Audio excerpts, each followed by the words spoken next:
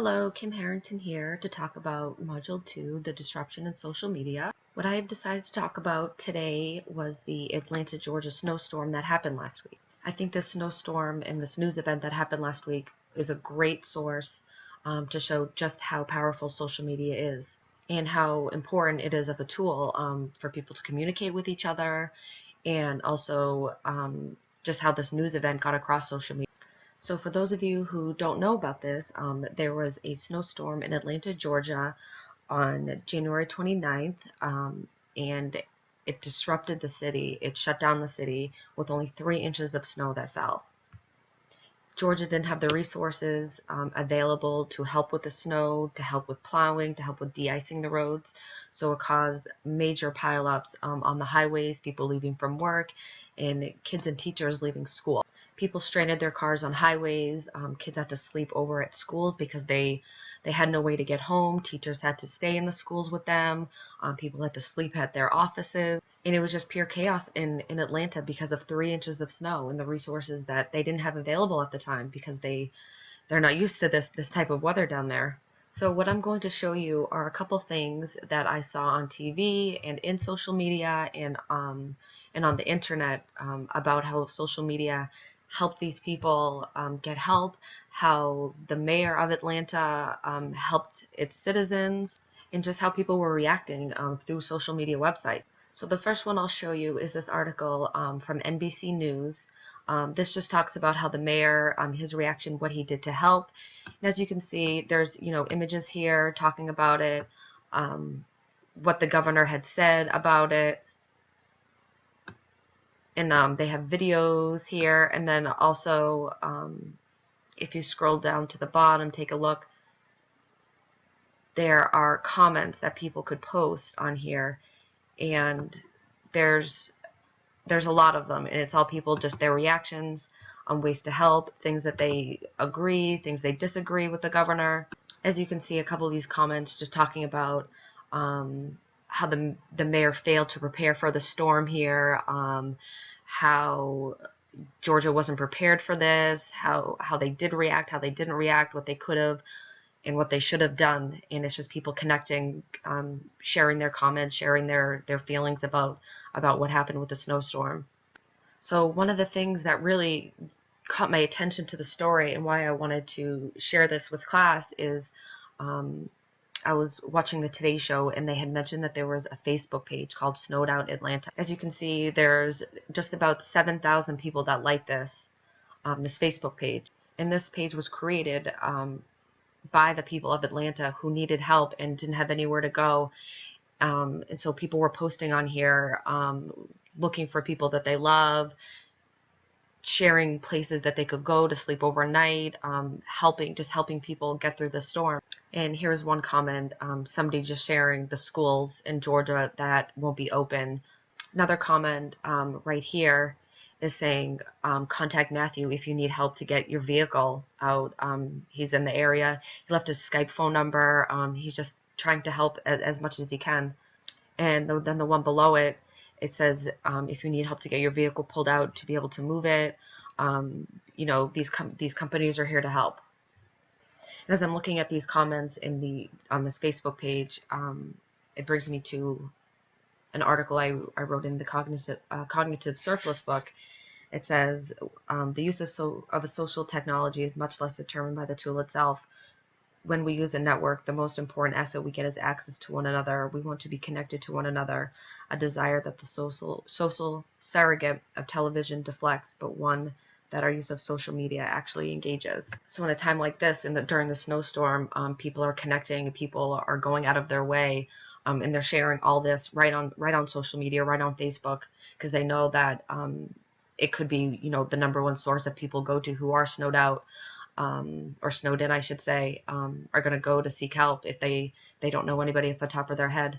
And another article here that I found was the Atlanta Journal-Constitution online. It just talks about how social media came to the rescue during the snowstorm.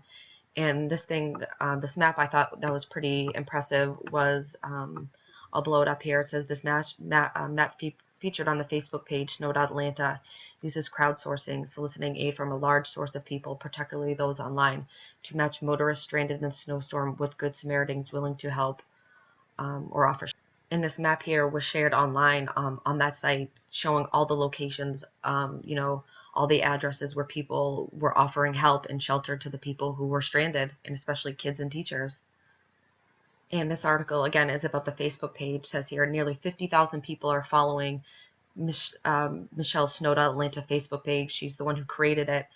And down here, she kind of quotes here saying, I left work early and I felt guilty, the technology contractor told the Atlanta Journal-Constitution via Facebook. I thought I might lose my job. She said when she learned that a friend's husband was stuck, she linked him to another friend who was in that same area. More contacts found their way into her sphere. I thought we should put these people in touch, and it just ballooned. Also says as many as 300 people were joining the page every 15 minutes by 11 o'clock Tuesday night. And then crowdsourcing map was added, further boosting the reach of the network and volunteers offering aid. Everything was going so fast and furious. So as you can see how big of an impact this one Facebook page was and how many people were helped because of it. And this is just another website just, praising social media on how helpful social media was during that snowstorm. It says, community provides lifeline to those caught in desperate situations. And it just shows a couple of the Facebook posts on that Snow.Atlanta Facebook page. Just people, if you look here, anyone close to this intersection and has any food or water, please help my fiance. If you're near exit 6 or 7, need a place to go, message me. Just things. It's really remarkable how helpful these people have been over social media to help people who are stranded. And then that also brings me to the mayor of Atlanta's Twitter page and how active he was on Twitter during the storm, after the storm, just updating his people on what was going on in the city. It says here, yesterday our crews worked tirelessly to get our streets clear. Here's the latest update on our efforts. Just things like that, people posting pictures. All Metro children who were stranded yesterday are now home safely. So it's not only reaching out to his people in Atlanta and in Georgia. He's just letting everybody know what they're doing and keeping people updated through social media. So he's kind of getting the word out to the massive amount of people on Twitter that he can reach, and just let them know that they're working on it and things are taken care of. So another reading I found, this one's in Content Nation, that says Content Nation is creating new and better ways for people in developing nations to communicate with one another and with the world, and is accelerating their ability to create economic and political change. Content Nation is establishing a global culture of publishing that is changing our world, our lives, and inevitably our futures. And I won't get into too much detail about it, but even just having the mayor going on Twitter, and I think the governor of Atlanta also, of Georgia, also went on his Twitter just to do the same stuff, keep his people updated. And with the recent news that President Obama just launched a whole social media campaign, politics is changing. They're trying to reach a whole new audience, and social media is a main platform to reach different people. And just going back to the professor's Module 1 video, just social media by the numbers and how many people are using social media right now. There's 5 million users on Twitter, 1.6 billion, 1.06 billion users on Facebook. There's just so many different types of social media outlets where people can connect, and people are really taking advantage of it, whether it's for a news story, or people trying to help, like in the Atlanta snowstorms, or a politician just trying to reach his community. And again, another one of the maps from the Module 1 video, and just what happens in 60 seconds on social media. It's really impressive. There's 98,000 tweets that are happening. And even going back to Twitter, I just typed in Atlanta snow, and there's all these people are still talking about it. This one's 4 minutes ago, this one's 42 minutes ago. So on these websites, the conversations, they continue, and they happen all the time, every time. And people are connected, and they can share information with each other, and that's how people get so hooked on these social media sites, and how the conversations just keep going.